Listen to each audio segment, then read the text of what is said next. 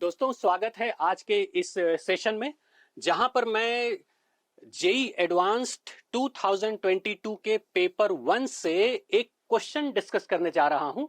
और ये जो क्वेश्चन है वो इलेक्ट्रोस्टैटिक्स क्लास 12th के फिजिक्स इलेक्ट्रोस्टैटिक्स से ये क्वेश्चन है।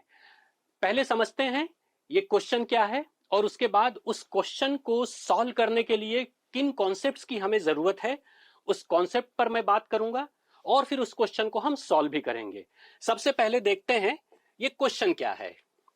The question is 6 charges are placed around a regular hexagon of side length a as shown in the figure.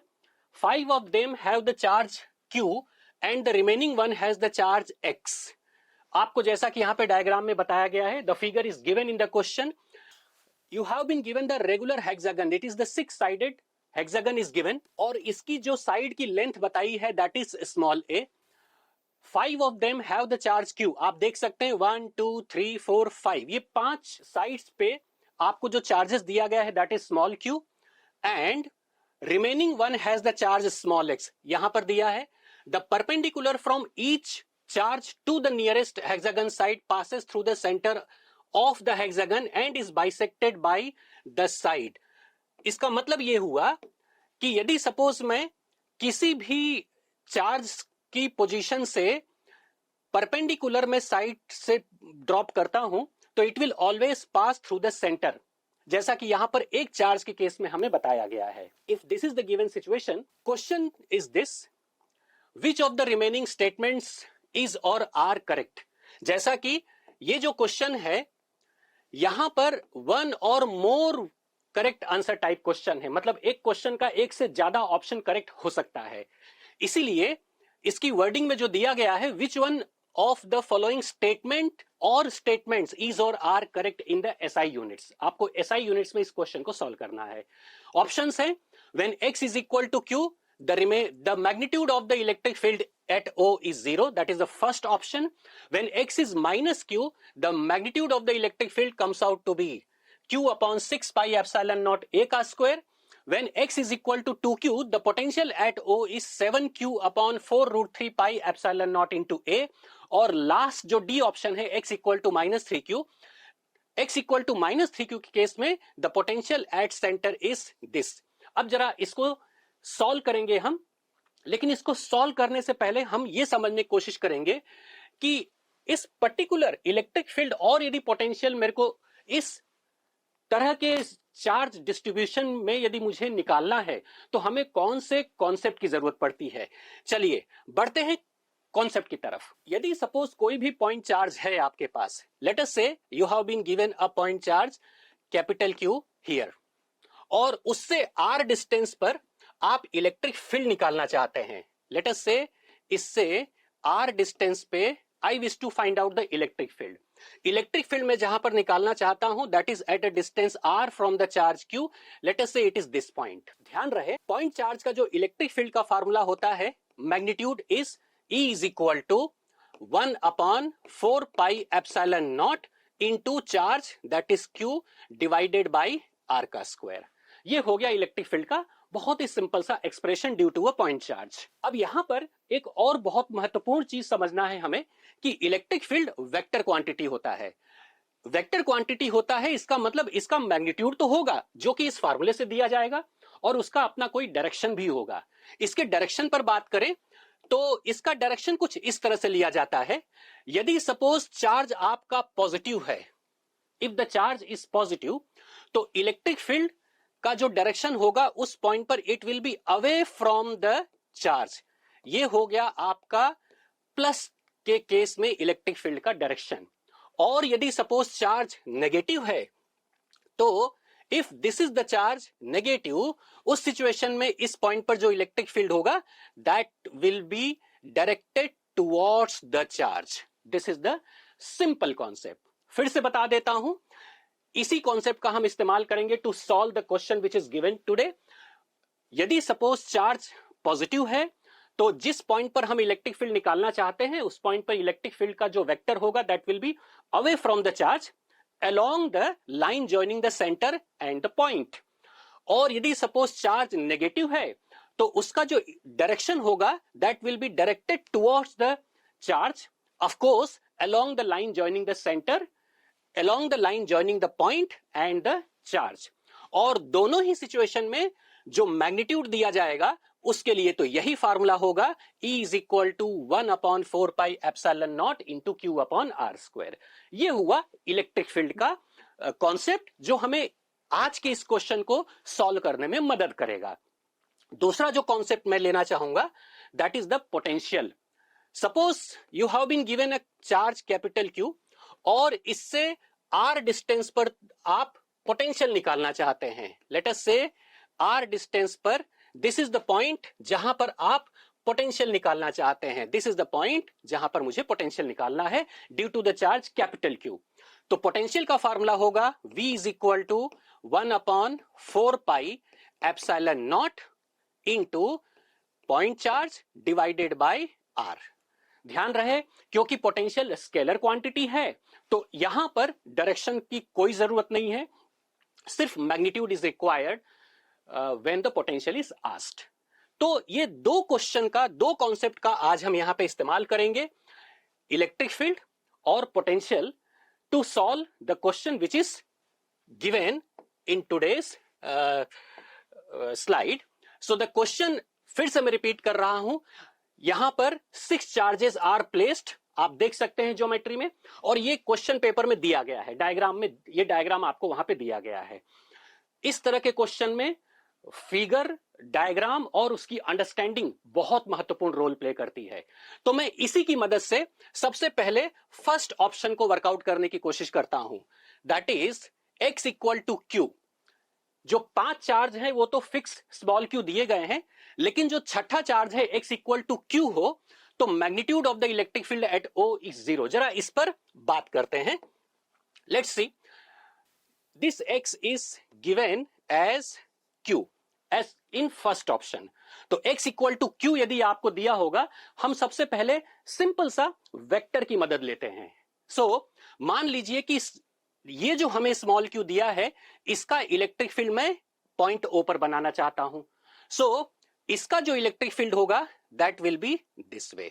जैसा मैंने आपको बताया, this is the electric field due to this charge, because यहां पे जो इसका इलेक्ट्रिक फील्ड बनेगा that will be away from the charge, because ये हमें पॉजिटिव चार्ज है, और it should be along the line joining the charges.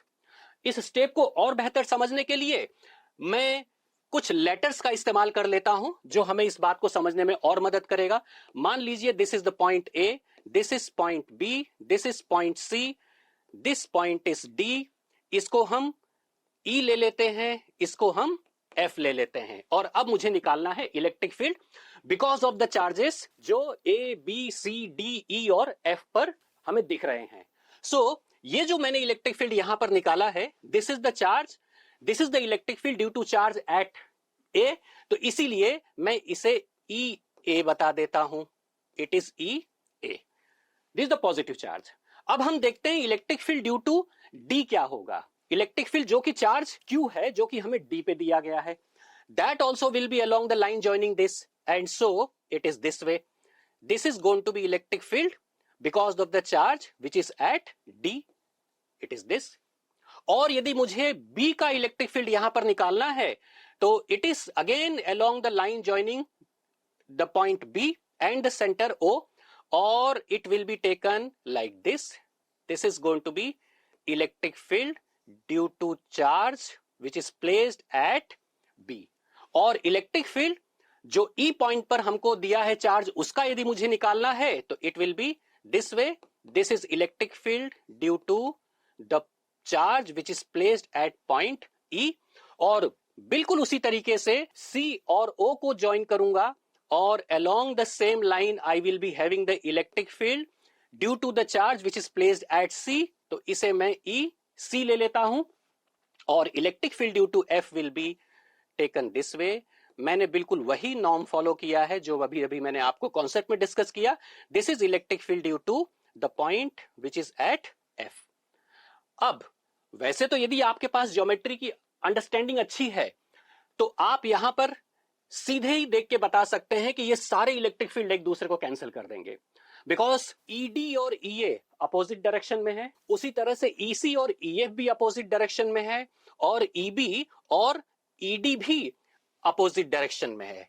EB और electric field due to the charge at E वो भी अपोजिट डायरेक्शन में है। और सभी का मैग्नीट्यूड एक बार देख लेते हैं। मैग्नीट्यूड को यदि हम डिस्कस करना चाहते हैं तो ज्योमेट्री का एक और इंपॉर्टेंट कॉन्सेप्ट हम लेते हैं। This is going to be the equilateral triangle. If this is the regular hexagon, ये जो ट्राइंगल आप यहां पे देख रहे हैं, this is going to be the equilateral triangle. और ये जो लेंथ होगा, this is the length which is going to be a/2, because ये साइड का हाफ पार्ट है। जो पूरी लेंथ हमको दी गई है दैट इज स्मॉल ए, तो पूरा जो साइड होगा that is going to be small A, तो इसका half of the side will be a/2, क्योंकि हमें ये जो ए ओ लाइन आप यहां पे देख रहे हैं that is given as a bisector.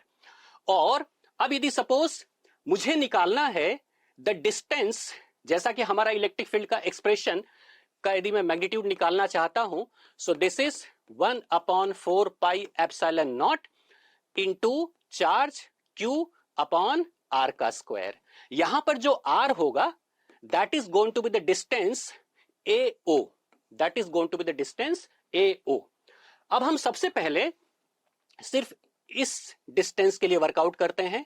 This is going to be the right angle triangle, और ये जो एंगल है this is going to be 60 degree. Hexagon में दो एडजेसेंट साइड के बीच का जो एंगल होता है 60 डिग्री, और ये जो एंगल बन जाएगा दिस इज 30 डिग्री। ये एंगल आपका 30 डिग्री हो जाएगा। दिस इज द 30 डिग्री का एंगल। अब मैं राइट एंगल ट्राइंगल का कॉन्सेप्ट इस्तेमाल करता हूं। एक बहुत सिंपल सा ट्रिग्नोमेट्रिक रेशियो हम इस्तेमाल करेंगे। It is this one. Let me take, if I take sin 30, sin 30 will be opposite upon hypotenuse, जबकि हमें चाहिए ये लेंथ, तो इसीलिए I will be going for cos 30। So cos 30 is adjacent. Adjacent मतलब ये जो लेंथ होगी इट इज दिस वे। मान लीजिए ये लेंथ आपकी y हो गई है, it is going to be y divided by hypotenuse. जो हाइपोटेनस होगा that is going to be this one, and this is going to be taken as small a, क्योंकि ये हमारा इक्विलेटर ट्राइंगल बन रहा है।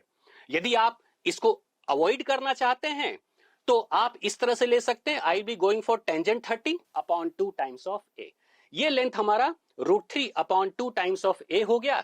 यदि मुझे a से o की पूरी लेंथ चाहिए, so that is equal to, यहां पर जो r होगा that is equal to 2 times of √3 upon 2 times of a, and that is equal to √3a। तो हम देख सकते हैं कि a से o का जो डिस्टेंस है that is equal to √3a। उसी तरह से O से B का जो लेंथ होगा that is also going to be √3a। और ये सारे जो लेंथ है, सारे charges will be at same distance from the centre. इसीलिए ये जितने इलेक्ट्रिक फील्ड के मैंने यहां पे एरो बताए हैं वो सभी का मैग्नीट्यूड सेम होगा, और डायरेक्शन हम अपोजिट है, इसीलिए नेट इलेक्ट्रिक फील्ड यहां पर 0 हो जाएगा।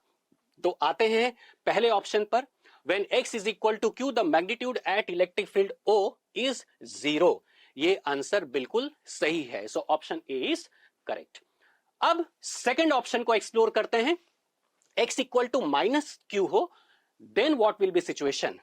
सो x equal to minus Q के सिचुएशन में what we will be doing is, हम सिर्फ जो D पॉइंट पर हमने जो Q चार्ज रखा है उसी को सिर्फ हमें माइनस Q चार्ज बनाना है। सो इफ आई डू दैट, मैं थोड़ा सा उसमें चेंज करता हूं। So here I will be taking minus Q charge. तो माइनस Q चार्ज मतलब ये हो गया कि मैंने जो ये डायग्राम बनाया है electric field due to D, वो पहले O से A की तरफ था, अब वो इलेक्ट्रिक फील्ड O से D की तरफ आ जाएगा, because this is the negative charge. So if I take here, let me take here the negative charge this time, x is equal to minus q. तो जो हमने पहले पॉजिटिव चार्ज के केस में O से A की तरफ arrow बताया था, अब वो एरो आप इस तरह से बता देंगे। So this is electric field due to charge which is placed at D।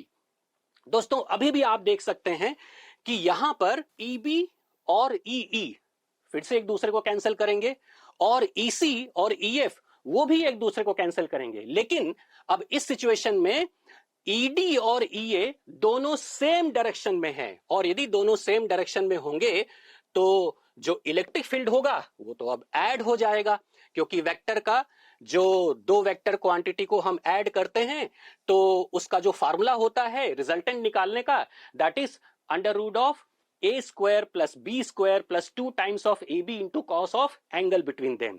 यहां पर दोनों वेक्टर के बीच का जो एंगल है दैट इज इक्वल टू 0।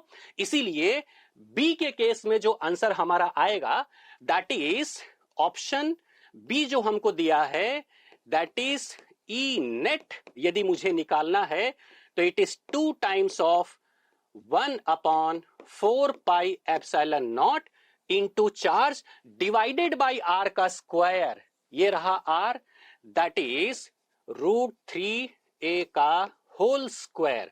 और यदि मैं इसको सिंप्लीफाई कर लूं सो this is 1 upon 2 pi epsilon not into q upon 3 times of a का स्क्वायर, और finally this is q upon 6 pi epsilon not into a का स्क्वायर। अब जरा देख लेते हैं सेकंड ऑप्शन क्या है, क्योंकि हमारे सॉल्व करने के स्टेप के हिसाब से जब x equal to minus q होता है तो electric field is coming out to be q upon 6 pi epsilon not into a का square. So let's have a look to the option x equal to minus q and यहां पे q upon 6 pi epsilon not into a का square. Perfect. So option number b भी correct है। So यहां पर option number A तो correct था ही, option number b भी करेक्ट हो गया।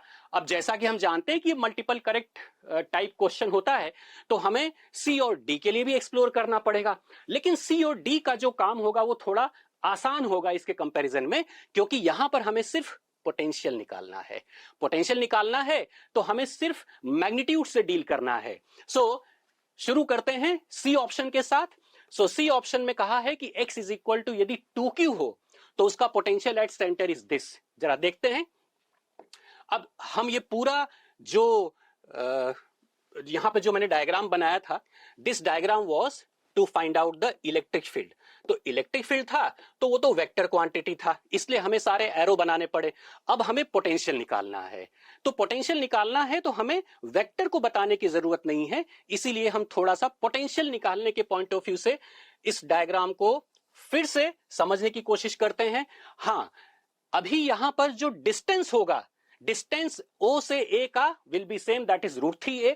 और जैसा कि मैंने पहले सारे पॉइंट्स को जो मार्क किया था, that was A, this was the point B, this was the point C, ये हमारा D पॉइंट था, E, F।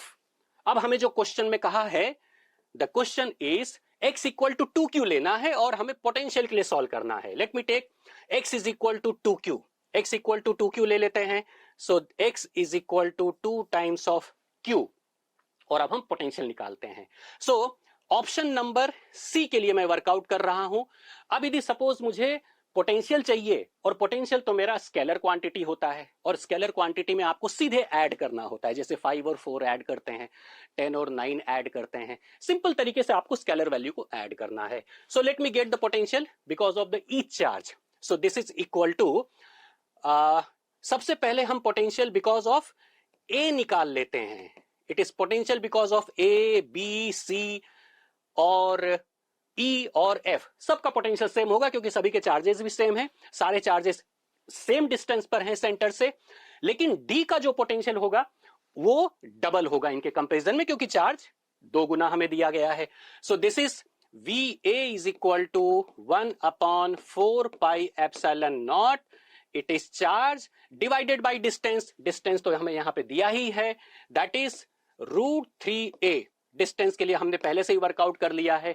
सो ध्यान रहे यहां पर टोटल ये जो 5 चार्ज हैं, A, B, C, F और E, ये सभी चार्जेस का जो पोटेंशियल होगा that is going to be this one.